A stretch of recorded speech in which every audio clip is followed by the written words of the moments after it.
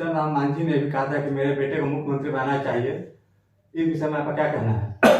बहुत सी बात प्रतीकात्मक होती है। मेरा कहना यह है कि जब तक इस समाज के लोग, जो समाज त्रस्त है, उसका प्रतिनिधित्व नहीं होगा, तब तक हम लोग का कल्याण नहीं होगा।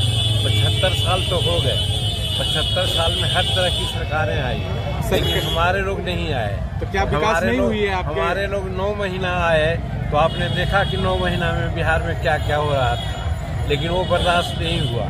आज संतोष का नाम इसलिए लेते हैं कि संतोष युवा है, पढ़ा लिखा है और बहुत का नाम आता है, उसको पढ़ा सकता है, वो नेट है, प्रोफेसर है, सब कुछ है। सिर्फ यही है कि भूया जात का है। तो मेरा कहने का मतलब है कि जो दलित है, गरीब के लोग हैं, जिसकी आबादी 90% है, अगर उसका नेतृत्व नहीं होगा तो अधिकार सबको है। अब रह गई, हम आपको ले चलते हैं कि बिहार में नहीं, पूरे देश की जो पॉलिटिक्स है वो दलितों का पॉलिटिक्स है, महादलितों का पॉलिटिक्स है, पिछड़ों का राजनीति, अति पिछड़ों की राजनीति हो रही है, आरक्षण की राजनीति हो रही है। तो बताओ, हम पूछना चाहते हैं बिहार में भीम पर राजनीति करने वाले लोगों से, हम यहां कोई वकालत मांझी को नहीं कर रहे हैं, हम हर दलित के पक्ष में बात कर रहे हैं कि आजादी के बाद, आजादी का 75 वर्ष हुआ, क्या उनमें विकास हुआ? न सामाजिक रूप से, न आर्थिक रूप से, न राजनीतिक रूप से, न शैक्षणिक रूप से उनका विकास हुआ है। जिस रेशियो में विकसित विकास होना चाहिए नहीं हुआ। उनकी राजनीति करने वाले लोग धनाट हो गए, बड़ी बड़ी गाड़ियों और बंगलों में रहना शुरू कर दिए। वो बेचारा वही के वही रह गया। हम आपको बताते हैं, 1968 में ले जाते हैं। 1968 में ऐसी परिस्थिति बन गई कि बिहार में दलित एक मुख्यमंत्री बनाया गया जिनका नाम था भोला पासवान शास्त्री।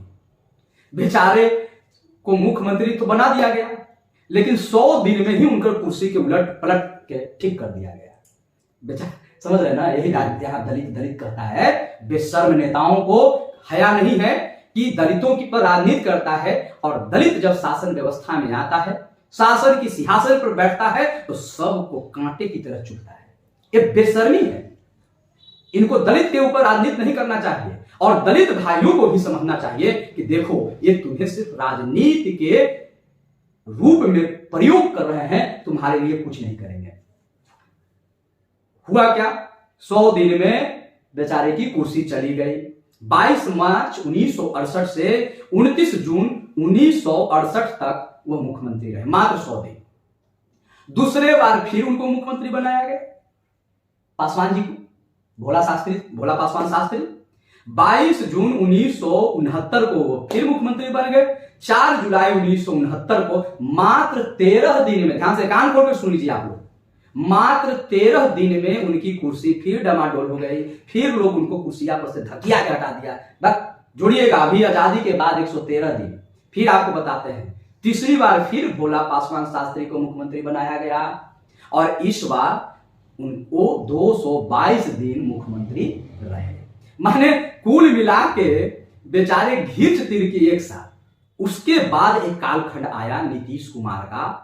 2014 में नीतीश कुमार की अंतरात्मा अचानक जाग जाती है, और उस अंतरात्मा के पुकार से नीतीश कुमार को लगा कि जीतन राम मांझी एक दलित नेता है, और इसको मुख्यमंत्री बना देंगे तो हमारे स्टाम्प से चलेगा, यानी हम जैसा कहेंगे वैसा ही यह चलेगा।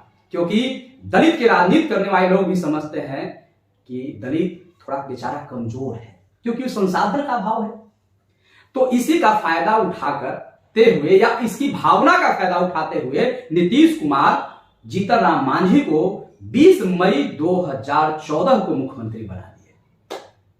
लेकिन जब जीतन राम मांझी, एक दलित का बेटा, मगध का बेटा, जब अपना रेखा खींचने लगा विकास का, तो नीतीश को लगा कि अरे, हम तो विकास पुरुष का जो तगमा है ना हमारे पास, जो शील्ड है, वो मांझी जी छीन लेंगे।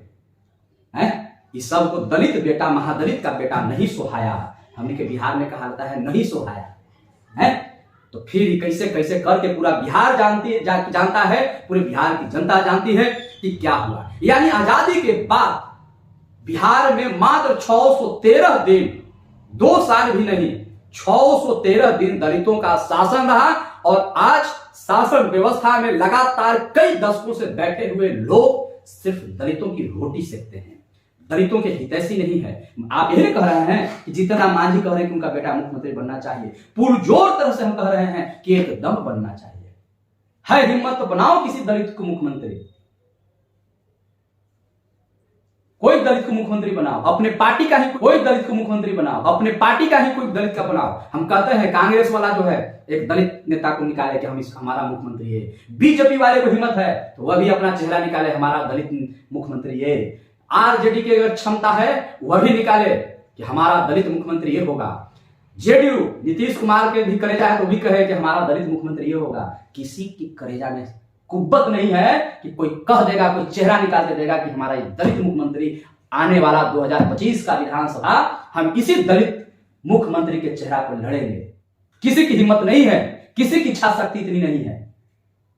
ये सब के सब घड़ियाली आंसू बहाने वाले लोग हैं सत्ता में और दलित की रोटी सेक कर मलाई लपेट कर घर में